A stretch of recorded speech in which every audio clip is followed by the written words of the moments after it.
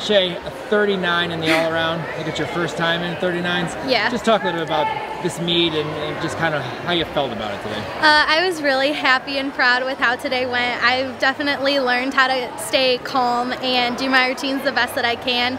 For me, instead of getting like stressed out and worried about everything, I just kind of have to breathe and take it one routine at a time, and I was really happy that I was able to do that today and put it all together. Well, you went out on your 4 events and lowest score of a 9.625 on beam, but your high of a 9.85 that probably in college would be near 9.95. Can you just talk a little bit about just that routine and just kind of, how you feel out there performing? Because I know that's one thing that definitely stands out about yourself. Yeah, I love competing for it. It's just something that I've always loved, to just go out and be able to perform. And so just having like power to do all the skills and then like pretty dance, it's just taking it one pass at a time and one move at a time to just kind of enjoy every moment out there. Well, I know this season has kind of not necessarily been up and down, but a little bit of difficulties here and there. I know Nastia Cup was a big goal of yourself. Yeah. How much pressure were you putting on yourself for that? Because clearly you can do your gymnastics.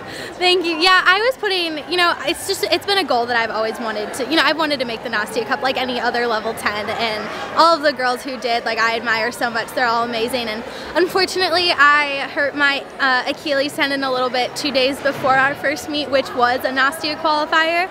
So I was a little disappointed, but it just wasn't meant to be this year, and that's okay. Like, I still come out here every time, and I'm thankful for every opportunity I still do get to do here, and every day I get to come compete is better than anything else. So I mean, yeah, I was a little disappointed I couldn't go, but there's always next year. Well, you look at your performance today and you're like, well, where else can she improve? But in gymnastics, you can always improve. Yeah. Kind of what you're looking at moving in towards the state and regional championships. I definitely need to improve my beam. It was a little shaky. It was a few wobbles, and definitely my leaps.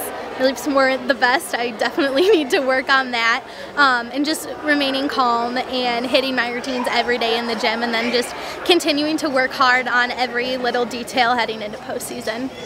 Well, you've been right up there at the top the last couple of years at JO Nationals, the JO National floor champion 2 years ago.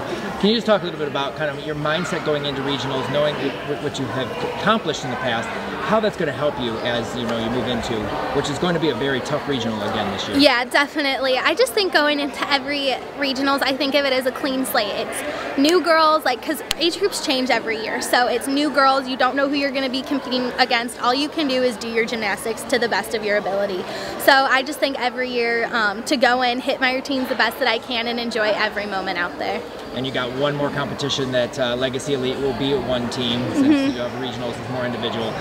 Just take it, you've won state last year. Can you just kind of put yourself in that position? You guys won here.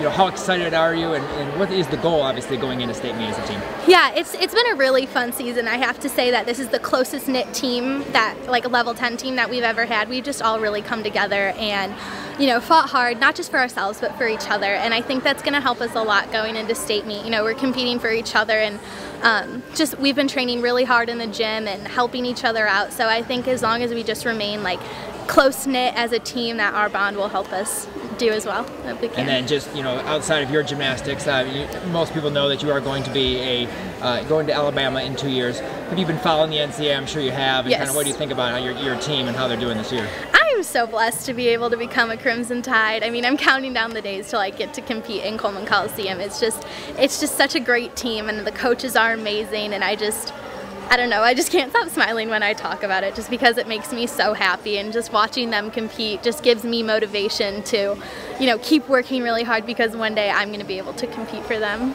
And what do you want to say to them as you're heading into your championship season, they're heading into the SEC? Oh, good luck. I love you. I'm always cheering for everyone, and I hope you can hear me from Chicago. All right, Shea, congratulations, big 39. Good luck in your training in the next 2 weeks. We'll see you at state. Thank you.